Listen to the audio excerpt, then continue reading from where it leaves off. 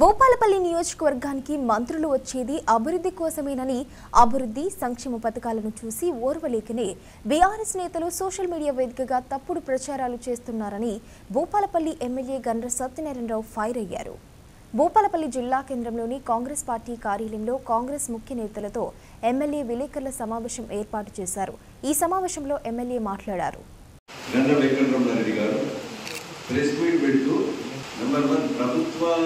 పాఠశాలలో police station పెట్టారని చెప్పారు. మేము ప్రభుత్వ పాఠశాలలో టెంపరీగానే జీవో ఏదైతే ప్రారంభించడం జరిగింది, వారు అధికారంలో ఉన్నప్పుడు సంవత్సరాల కాలం ముందు ఎంఆర్ఓ ఆఫీసులు కూడా జిల్లా పరిషత్ హై స్కూల్నే ప్రారంభించారు.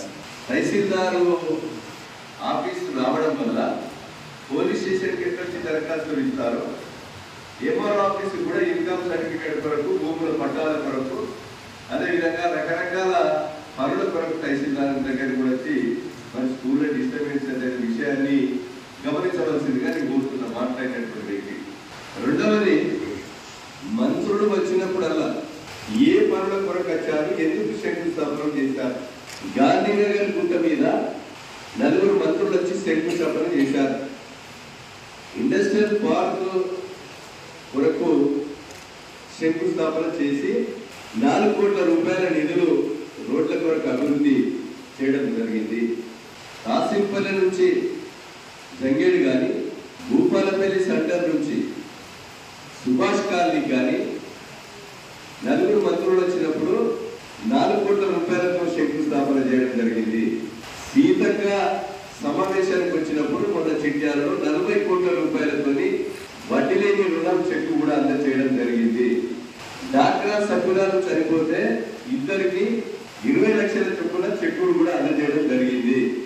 నిన్న మంత్రులు బొగ్గులేని గారు, అదేవిధంగా దుద్దిన శ్రీధర్ బాబు గారు వచ్చిన మంత్రుల పర్యటనలో భాగంగా నూతన పోలీస్ స్టేషన్ ప్రారంభోత్సవానికి అది సంతోషం తేవడం అని చెప్పినాం.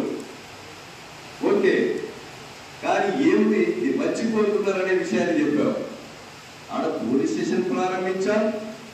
ఇక్కడ 5,50,00,000 రూపాయలతో జెన్కో సిఎస్ఆర్ నిధుల నుంచి చెరుకూరు బస్ స్టాండ్ లో రేఖ యాక్సిడెంట్ జరుగుతుంటే 5.5 కోట్లతో శంకుస్థాపన చేయడం జరిగింది.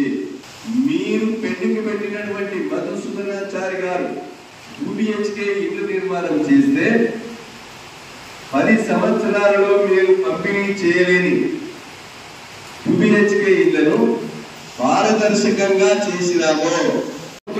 చేయలేని పనిని నేను ఈ 18 నెలల కాలంలో సింగరేణి ద్వారా స్కిల్ డెవలప్మెంట్ సెంటర్ 38 పునఃవృత్తులతో ఓపెన్ చేయించాను. అదేవిధంగా ఇప్పుడు చదువును బట్టి, స్కిల్ బట్టి ఏదైతే ట్రైనింగ్ ఇచ్చే కొరకు కూడా టాస్క్ ద్వారా 700 కంపెనీలను ట్రైనింగ్ ఇప్పించేసి ఇంటర్వ్యూలు చేసి ఉద్యోగాల కృషి కొరకు మా ప్రభుత్వం, మా మంత్రి గారు మేము ప్రయత్నం చేయడం జరిగింది.